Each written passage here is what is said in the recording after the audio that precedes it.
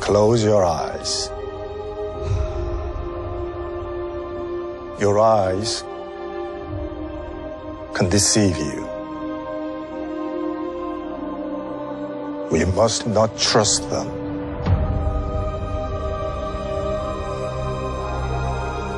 Tell me what comes into your mind.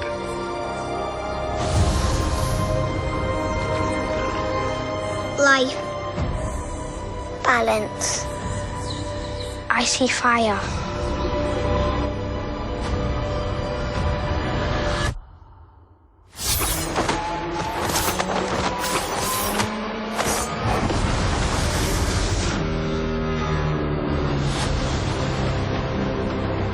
Someone is killing Jedi. It doesn't make sense. What happened? I sensed darkness.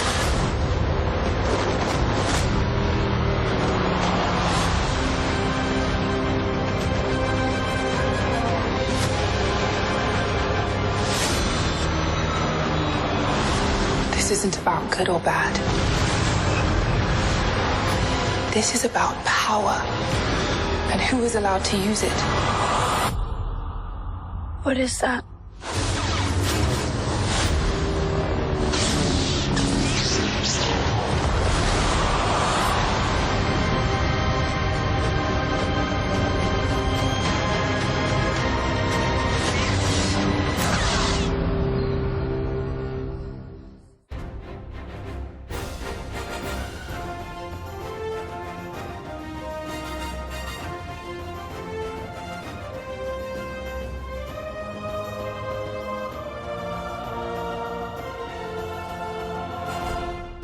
You are listening to Fantha Tracks.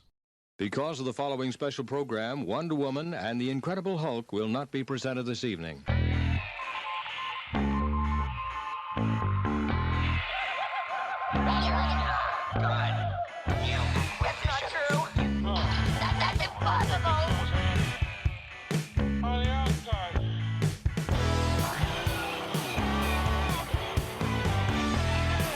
It's time to get all your Star Wars news in a single file.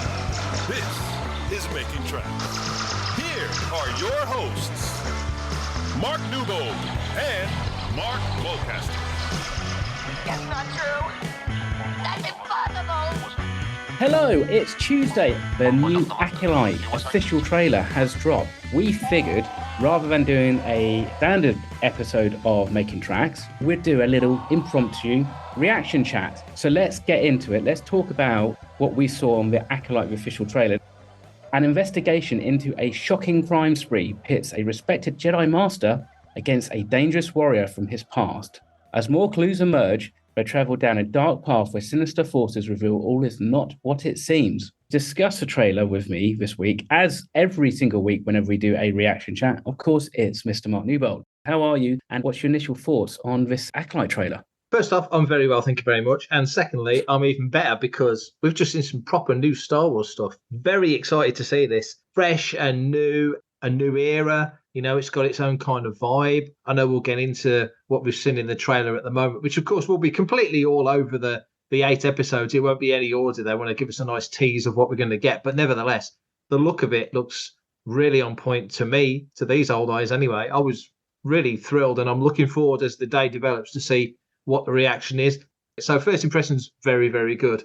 Yeah, I thought so. I mean, it's actually quite, I think, prescient that the fact this is a 25th anniversary of Phantom Menace this year. And we're getting a series, the first real Disney Plus streaming series, which is really heavily focusing on Jedi in their prime. And in fact, it's so in their prime, it's even before the prequels. Overall, I think the summation that I kind of read out at the beginning kind of sums it up. It is a bit of a teaser, but it kind of gives enough of a tone and a vibe for us, know roughly where we're headed. So it's going to be quite interesting. And I think just based on that alone, it fills me very much with the prequels vibes. I'm thinking, the investigation that Obi-Wan does on Attack of the Clones with the Kaminoans, probably got that kind of slight vibe in that. And so it's going to be something that probably, like we've seen with Andor, be a bit more of a slow build, which Star Wars tends to do really, really well. And I think for me anyway, what was nice yesterday was when the announcement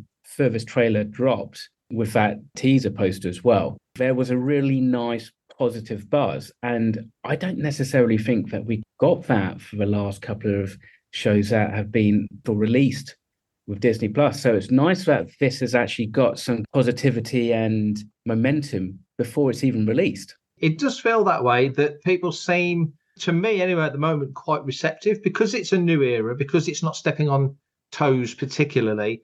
I mean, of course, if you're a High Republic fan, then it's the most anticipated because you've got Young Jedi Adventures, which is great, but it's a kid's show and it dips into little elements that we've seen in the phases so far.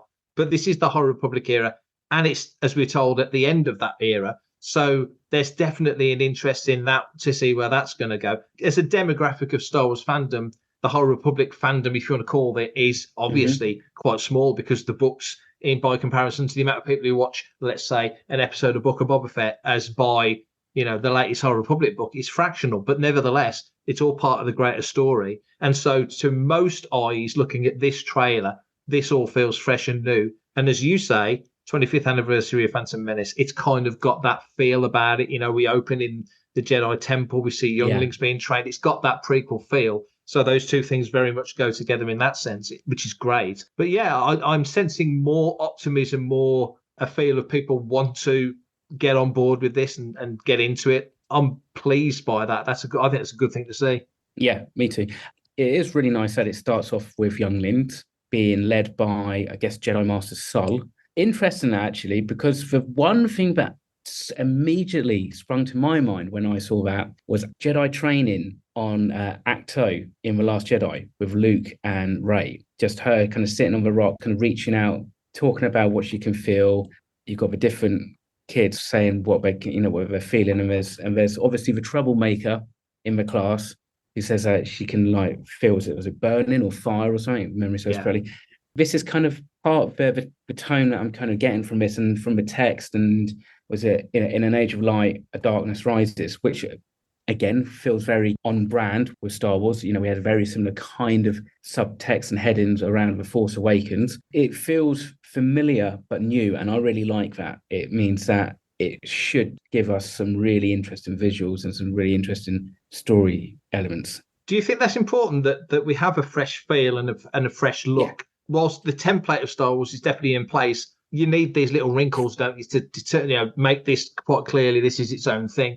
Yeah, exactly. I think that's it. You've got this new series in a slightly different time period, and you'd think by now, again, through the last 10, 15 years, that the average viewer of pop culture is going to be a lot more kind of familiar with Jedi and the mise-en-scene, shall we say, of this prequel era. I think it allows you to kind of experiment a little bit and change the tone and kind of go, right, okay, if we go down this, let's call it criminal investigative thriller tone, where could that lead us? And actually, what does that mean to the franchise and what different avenues it could open up? And there's enough in here to it's lightsabers for one. So everybody loves a lightsaber. There's lots of shadow and there's lots of new faces that we've yet to meet and really know names of, but you get the tone of what's going on, the Jedi being murdered or being killed. There's clearly one dark side assassin by the looks of things anyway. It seems to be the main kind of antagonist. They've clearly focusing a lot also on Carrie-Anne Moss's Jedi character. That seemed quite clear that you hear her name, you think The Matrix, of course, you can't not. Yes. And when you watch her in that bar scene at the beginning when she's going against that other character who's going at her with a knife, just the way she moves, it just feels like it's got that Trinity feel about it. Whether that's a purposeful thing or whether it's just how Carrie-Anne moves, that's a connection I'm not against putting together. It's a little dialogue, it's a little language, it's almost like a shorthand. We know she can go. She was in a Matrix film a couple of years ago, so we know she's got that in there. And she has a serenity about her and a stillness and a seriousness. So for that character to be able to show that in the episode and see that in the trailer, a character's called Indara. So when you see that, I'm all in for that. And also there's that cool link between Phantom Menace came out 25 years ago. We're celebrating the anniversary of that. So did The Matrix. So there's kind of a nice little link there as well. For everything in one location, daily news, reviews, interviews, podcasts, video, and social media feeds. Bookmark FanthaTracks.com for Star Wars news 24/7, 365. So it looks like, we're talking about Amandla Stenberg, but it kind of looks like, yeah, she is the main antagonist for this series. I think actually at the time, I think we were leading down the path that maybe she was going to be the main protagonist and she was going to be like on the light side. But it looks, at least on first impressions from this teaser, that she's not. Yeah, if you go with first impressions, then that's definitely how you would pick it, which is all we can take right now. I like the way they've played that out, even in the trailer. And this has been said before, there's definitely Far Eastern vibe to the design and a feel. Some of the casting as well plays into that very well. Again, it's shorthand, it's cinematic shorthand, even though this is a TV show, it's essentially cinematic shorthand, just to get the feel and the vibe and the tone and the intent across to a viewer. So that's been well picked and well chosen by everybody involved. So that's definitely setting a scene. And also, we will get more teasers and more trailers and clips and such before the premiere, which is only, we believe, 77 days away as we speak. So we're going to see more. We're going to have more of a feel for the galaxy. And that's what I'm interested in. We don't know the names of the planets yet. We don't know quite where we are, apart from obviously Coruscant. Either places we've been to before that we're going to see in that planet's past, or we're going to go to completely new places, hopefully a bit of both. But I just want to kind of get a feel for what the galaxy's like, because they've very much sold it that this is a golden age of the Jedi. It's only a century, probably not even that, before Phantom Menace, which is still at a pretty decent place if you're in the interior. On the Outer Rim, not so much, as Shmi says. But I'm just really interested to see how they lay out the galaxy. And this show, I think that will feel not central to it, because the plot, obviously, what's happening, this dark forces, and we get to it, you see a red-bladed lightsaber, who owns that? Yeah. So there's a lot to come, but I hope they give us a good sense of what the galaxy is looking like at this point. At least judging by this trailer, we're not going to be short for Jedi. There's tons of them all over the place. Nice to see also, I think it was the last shot, really, yellow, blue and green blades. Yellow blades weren't really a thing up until Rise of Skywalker, but now they're everywhere. Nice to have another color variation. So, and we never know. We might even see like a purple blade. I think just generally overall, it's whetting our appetites. And obviously, we were really starved of any promotion for Ahsoka last year because of the writer's strike. So I think we're probably going to be the opposite this year. And I think they're going to hit us over the head and really kind of push us really hard, which I don't necessarily think is going to be a bad thing. Star Wars needs something that is going to be picked up and received in a similar way to, hopefully, like The Mandalorian was when that first came out, that universal praise from everyone. That's what we need at the moment. You mentioned The Mandalorian, if you're a Fett fan, if you're a Mando fan, and then that show comes out, then off and away to the races, because you've got a show that's steeped in that culture. And now, not since the prequels or really the Clone Wars, but that's animated, not to dismiss it, but that's animated. This is live action. We've not had live action Jedi going at it to this level, to what they're hinting at in the Acolyte trailer since then. So that will service another demographic of the Star Wars fandom. That feels like a smart thing, because you've certainly, if you're an Imperial fan, you've had your fill. If you're a Mando fan, you've had your fill. Factions of the Star Wars fandom that are getting what they want from either movies. If you're a Smuggler fan, you're getting it from Solo. And here you're getting Jedi at their pomp, at their peak. That's a smart thing as well. It's Star Wars for everyone. It doesn't matter if you're light side, dark side, or somewhere in between. There's hopefully going to be some new series for you to get your teeth into, and new characters to champion. More importantly, at least for me anyway, new costumes to build. Yes, I did think that. Hi, this is Dorian Kinji, and you're listening to Fantha Tracks. So going through the trailer, you see the Jedi Temple, you see the younglings, very reminiscent of especially Attack of the Clones. But if you've seen or read either any of the High Republic comics or seen any of the artwork that goes with the books, it's completely High Republic in its look and its aesthetic. It's got that grandiose feel. It's got the frills and the gold lining, and it's that, isn't it? There's an element of opulence about this. Even the view out of the window, and I'm making the assumption that's a Jedi temple or a Jedi training room we've seen before. It may not be the one that we saw in the prequels, so that's completely an assumption. But even the view out of the window doesn't quite look like we would remember from the prequels, for example. I'm sure if we drilled into it, there's probably buildings we're looking at in that trailer that we have seen before. and it's just the mega city has grown around it. But just some of the design choices, you see briefly another planet populated with loads of people, loads of characters, very colourful, very bustling and such. And there's an archway that looks like your classic Macquarie archway, but slightly done in a different style. You've seen one on Tatooine. I've recently rewatched Book of Boba. Yeah. Of course, Jakku. So that felt like a nice nod. They're being clever. They're showing us a lot, but they're not giving a lot away. Design-wise, I'm just wondering where we go. Is it going to feel like the Macquarie influences, or is it going to feel like completely different, completely fresh? Because to be honest, at this point of Star Wars, given that we've got a lot ahead of us, we can't be too precious. We still need the touchstones, but we've still got to kind of feel fresh and feel new. And so far, this feels very fresh and new. No, I think you're right. We're probably going to be walking that tightrope between, it's still got to feel like a lived-in universe. There's definitely shots where it does, but I kind of think that if it's, we're talking the High Republic and how much do they, if they even overtly refer to it as that, shall we say, in this period on screen, I mean, it's that whole thing instead of like one of the initial criticisms by some people about Phantom Menace was it felt way too clean and pristine. But you kind of would expect that from this as well. What would be quite nice is to see a little bit of design evolution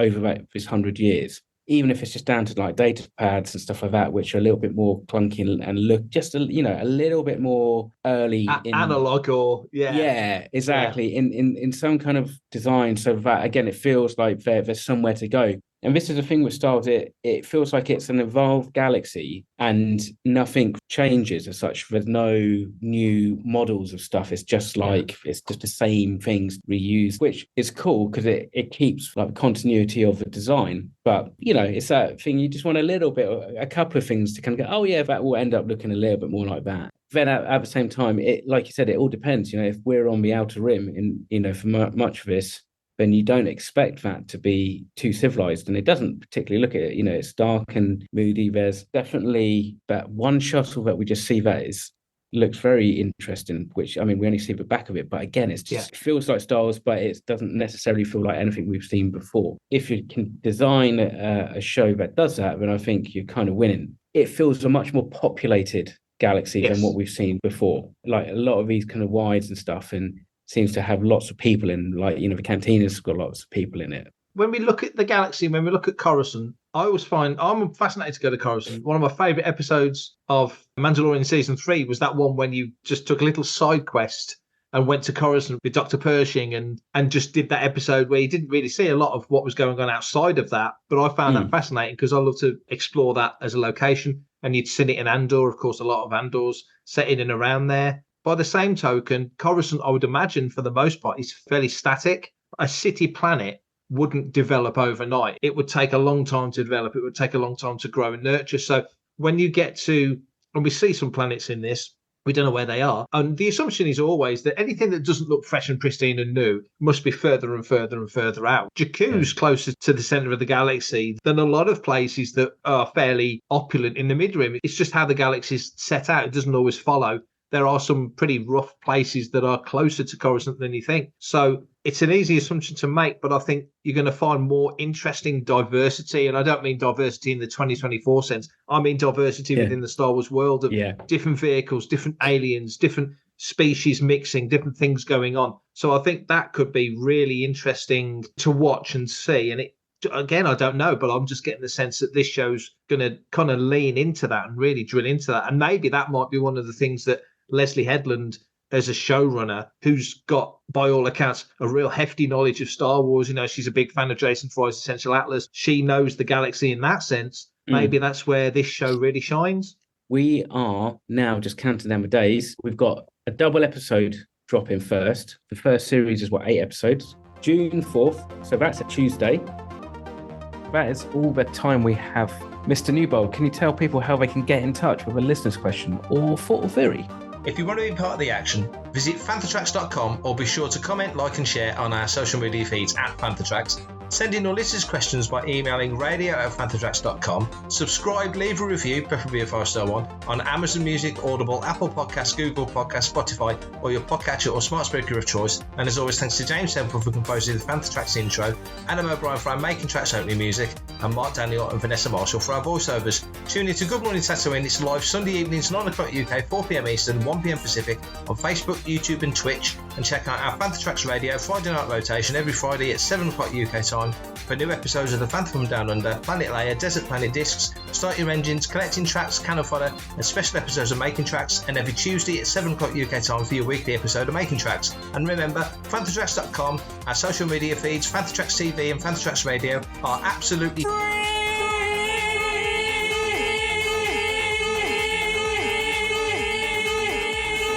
so no Patreon, Buy Me a Coffee, Kickstarter or Indiegogo required to stay updated on all the latest Star Wars news. And that's all for this mini reaction chat episode. Thank you very much for listening, everybody. Till the next episode, stay safe, take care, and of course, may the Force be with you. Coming up next on Fanthatrax Radio, it's Cannon Fodder.